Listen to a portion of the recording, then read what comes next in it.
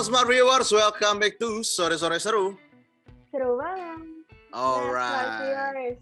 Sekarang kita lagi ada bersama Frans Cokro dari Eat and Brunch. Yes, oke. Halo Kak Frans, gimana Hai, kabarnya? apa kabar?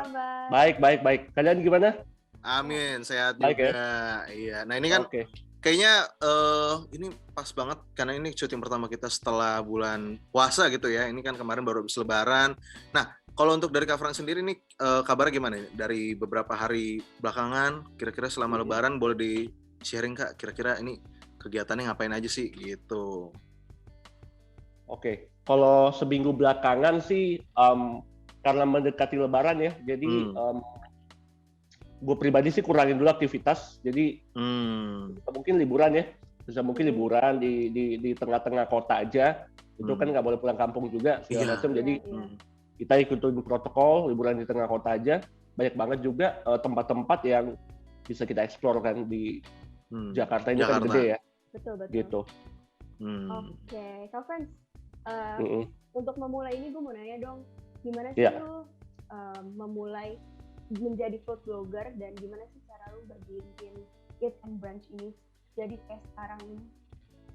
Tadi ini ya, jadi pertama kali gue memulai itu sekitar tahun 2014, sekitar bulan April apa Mei ya, plus minus sekitar gitu. Nah itu gue masih di Makassar tuh posisinya. Jadi gue kan aslinya Makassar. Nah, at the moment tuh gue lagi hobinya fotografi segala macem. Nah, tapi itu udah doyan makan tuh? Doyan makan nggak tuh? Doyan makan dari dulu dong. Doyan makan dari dulu. Iya. Oke. Itu nature gue, jadi suka makan. Gitu kan. Jadi akhirnya juga, tapi gue juga akhirnya hobi fotografi gitu kan pada saat itu. Jadi akhirnya gue juga awalnya iseng-iseng doang sih foto-foto makanan gitu kan. Foto-foto makanan awalnya iseng-iseng doang, nggak minat diseriusin apa gimana. Awalnya juga masih pakai HP gitu. Foto doang di-upload atau cuma di-keep doang tuh? Di-upload di IG, tapi itu masih kualitinya juga masih agak low deh, masih pakai HP segala macam kan belum ngerti apa-apa kan. Itu gue pertama kali memulai gitu. Jadi itu 2014 sekitar. Nah berjalan lambat berjalan tuh akhirnya tuh makin banyak orang yang foto-foto kayak gitu juga kan, dan kafe-kafe di kota gue juga makin menjamur, makin banyak gitu. Jadi akhirnya mulai dikenal lah gitu. Muncul ya kan. Nah setelah itu udah, waktu itu tuh akhirnya gue bikinin nama apa yang kira-kira ikonik ya, yang bisa dikenal orang gitu kira-kira. Ya udah kepikiran di otak gue sih Eat and Brunch gitu. Eat and Brunch. Oke. Itu langsung jadi pertama kali itu akun di Instagramnya ya dengan nama Eat and Brunch. Waktu itu belum Eat and Brunch gitu. Waktu itu belum. Awalnya gue memulainya dengan hashtag. Baru jadi hashtag. Pakai akun pribadi. Pakai akun pribadi gitu. Oke. Jadi hashtagnya itu gue mulai ya waktu itu dari 0 sampai sekarang udah 50 ribuan lebih lah yang ini hashtagnya ya. Mantap. Banyak banget ya. Oke, luar biasa ya. Nah ini berarti ya lumayan sih, 7 tahun soalnya kan. 7 tahun, iya. Mulai itu ya 2014 kan. Eat and Brunch. Terus akhirnya merubah akhirnya nama akun Instagramnya jadi Eat and Brunch yang sekarang ini, alasannya apa nih Kak Frans? Alasan khususnya sih nggak ada ya, cuman maksudnya gue lebih nyaman aja gitu, maksudnya dipasang Eat and Brunch gitu, ketimbang nama gue sendiri. Soalnya gini loh, di akun gue tuh lebih banyak foto-foto makanannya juga daripada guanya sendiri. Gitu. Jadi why not kan, kita ini aja, kita pasang aja nama kuliner sekalian kan. Jadi bisa memudahkan juga orang yang mau cari kan. Bener. Ya bisa dibilang juga kayak sekalian branding gitu lah ya, biar orang juga mau nyarinya udah langsung ketemu gitu nama akunnya. Itu part of branding juga sih. Berarti kan Kak Frans dari dulu nih udah suka banget kan sama makanan kan, makanya bisa jadi suka ya. Menurut Kak Frans makanan itu apa sih? Waduh. Pertanyaan filosofis nih. Apa tadi? Makanan itu apa ya? Iya, makanan itu apa sih? Okay. Makna bagi Kak Frans sendiri makanan itu.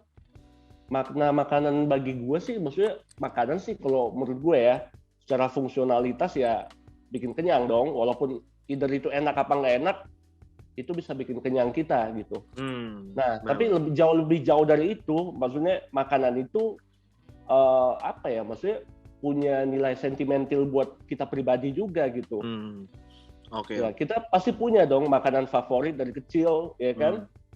Misalnya lo berkunjung ke rumah nenek waktu kecil kan, pasti yang keinget tuh, oh dimasakin ini nih sama nenek gua zaman dulu, gitu. Dan itu pasti membekas gitu di kita. Nah itu maksudnya nilai-nilai kayak gitunya di tiap orang tuh pasti ada. Jadi apa ya? Menurut gue sih ini makanan tuh udah jadi nilai sentimental juga sih buat kita pribadi gitu. Karena itu kayak culture di Indonesia juga dari Aceh, dari Sabang sampai Merauke lah. Itu kan makanannya juga beda-beda ya, jadi menarik banget makanan itu. Banyak yang bisa kita gali gitu.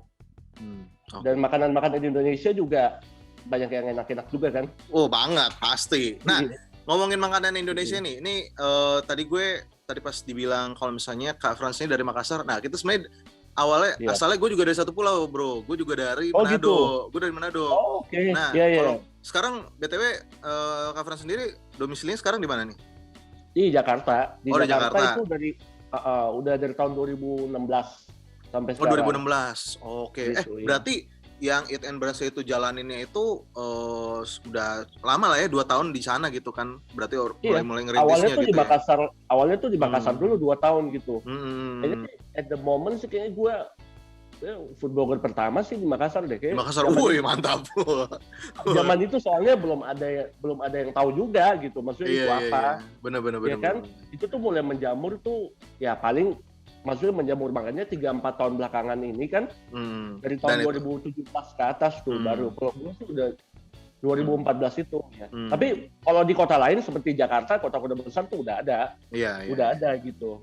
Cuman mungkin yang paling booming pertamanya ya orang-orang jadi makin mulai mengenal itu ada misalnya bilang food blogger atau mungkin ada hashtag-hashtag yang berhubungan dengan makanan ya, mungkin ya startnya dari Jakarta juga sih kali ya gitu. Nah, kalau ngomongin makanan masa kecil, kalau misalnya di Makassar paling suka makan apa nih Kak Frans? Wah, kalau Makassar tuh surganya kuliner juga ya bagi gue ya. Jadi sukanya apa nih? Kalau dari Makassar dulu deh. Ini soto. Banyak sih ya. Maksudnya kalau yang gue pribadi suka tuh kalau kayak coto Makassar tuh udah pasti lah ya. Udah biasa. Gue suka seafood di Makassar tuh fresh banget. Setuju banget sih.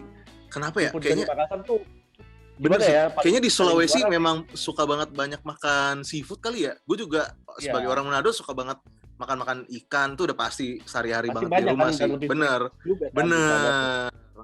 Soalnya langsung deket laut gitu. Bener banget. Soalnya deket laut. Wah itu relate banget sih, parah gitu. Kalau disuruh pilih satu makanan masa kecil yang selalu terngiang-ngiang sama Kak Frans itu apa? Mungkin dari keluarga masakin atau memang suka makan di restoran, ada makanan tertentu nggak sih? Kalau gua seafood itu sih, gua suka seafood sih. Seafood ya? Gitu. Lebih seafoodnya apa nih? Daging apa gitu? Kalau makanan masa kecil kan, makanan masa kecil rasanya sih banyak ya. Cuman maksudnya yang nggak ada satu spesifik yang membekas banget tuh nggak ada. Cuman kalau yang gua suka tuh ya paling seafood ya. Kalau yang di kota gue ya, itu enak banget soalnya. Jadi lapar ya. Ngomongin kayak gini ya. Kalau gue pribadi yang suka dibikin sama nenek gue ya, dulu itu ini ikan roa. Itu gue demen banget tuh kalau roanya. Itu khas Manado juga kan ikan roa itu. Ikan roa yang ditumbuk-tumbuk tuh akhirnya jadi kecil-kecil kan. Itu gue demen banget tuh. Itu enak sih, itu enak. Suka pedes berarti, suka pedes ya. Nah itu dia roanya yang gak pedes. Soalnya mohon maaf nih, gue Manado KW. Gitu. Gue tuh dari kecil memang dari lahir tuh di Jakarta, tapi ya makanannya dicocolin Manado terus. Nah gue nggak bisa makan pedas karena waktu itu adalah cerita di mana akhirnya gue entah kenapa ke bawah terus akhirnya nggak bisa makan pedas. Ya gue doang, makanya di rumah yang kalau misalnya dimasakin nih satu keluarga tuh udah ada bakul sendiri, gue doang dipisahin karena dipisahin yang kagak bisa pedas gue. Berarti nggak makan pedas ya bro ya? Nggak, kagak. Makanya katanya kalau misalnya buat dari Frans sendiri paling suka Cita rasa apa? Pedas, manis, asin, asam? Nggak bisa kalau itu. Nggak bisa kalau cita rasa itu kalau buat gua maksudnya kita kalau gua sih mau explore semua ya. Maksudnya gua suka yang something yang sweet juga gue suka, yang agak sour juga gue suka. Kayak misalnya kita ke restoran Thailand gitu kan, itu kita udah pasti expect gitu, makanannya pasti ada unsur sournya, asamnya, karena itu ciri khas mereka gitu loh. Ya kan, kalau gue sih ya, maksudnya nggak menutup satu cita rasa tertentu, gue suka semua sih, gitu. Jadi dari masing-masing negara tuh pasti ada yang enak kalau buat gue. Gitu. Jadi nggak ada sih kalau dibilang rasa yang mendominasi tuh hampir nggak ada ya, maksudnya nggak ada ya? Sama aja bagi gua gitu. Tapi kalau pedes sih mungkin lebih spesial kali ya, tapi nggak yang pedesnya tuh masih ya. Iya. Tapi pedesnya tuh jangan yang sampai apa ya, bikin mati rasa di lidah gitu, nggak. Bikin kebas gitu nggak. Yang penting pedesnya tuh masih pas gitu, itu enak sih. Oke. Gitu kalau buat gua. Kak Frans, gue mau nanya deh, lu kan pindah Jakarta tahun 2016. Iya. Itu tuh pindahnya kayak khusus memang mau membesarkan Eat and Brunch makanya pindah ke Jakarta atau ada yang lain? Awal pindah ke Jakarta iya sih, itu sih emang karena pada saat itu udah mulai nggak tahu ya, segmen market gue tuh di Jakarta lebih besar gitu. Maksudnya orang-orang yang follow gue juga kebanyakan di Jakarta gitu. Gue kalau misalnya lihat insight di story gue juga kebanyakan mungkin di atas 50% dari kota Jakarta gitu, baru kota-kota lainnya ada kota Surabaya, Medan, Makassar kayak gitu-gitu. Jadi dengan pertimbangan itu akhirnya gue pindah ke Jakarta karena emang mungkin gue juga maksudnya sebelumnya kan udah sering bolak-balik Jakarta juga kan, maksudnya kalau ada kerjaan gitu gue kesini gitu kan. Nah buat kayak gue udah seret juga sih tinggal di sini. Itu waktu pertama kali kesini juga dengan kerjaan yang awal-awal tuh ya, maksudnya enak aja, maksudnya klop banget nih gue gitu. Jadi ya udah kenapa gue nggak pindah sekalian aja. Akhirnya udah sampai sekarang di Jakarta. Gue mengambil kesimpulan berarti jadi food blogger itu menjanjikan ya Kak, maksudnya income-nya semuanya tuh oke. Makanya lu bisa kok ya. Itu jadi food blogger gitu ya. Iya, kalau dari segi income sih food blogger tuh cukup lumayan ya, maksudnya menjanjikan juga ya. Seperti apa ya, kalau food blogger itu kan maksudnya layernya juga banyak ya, jadi kita tuh bisa misalnya lagi di endorse apa segala macam, dikirim makanan ke rumah, apa enggak kita visiting segala macam, itu kan ada fee-nya juga ya. Jadi ya udah, maksudnya dari hasil-hasil itu tuh per bulan sih masih oke sih, maksudnya bisa survive sebagai seorang food blogger gitu. Walaupun zaman sekarang juga food blogger banyak banget ya, jadi bertambah banyak gitu. Oke deh Smart Viewers, ada yang mau lewat nih, jangan kemana-mana, tetap di Suara-Suara Seru. Seru banget.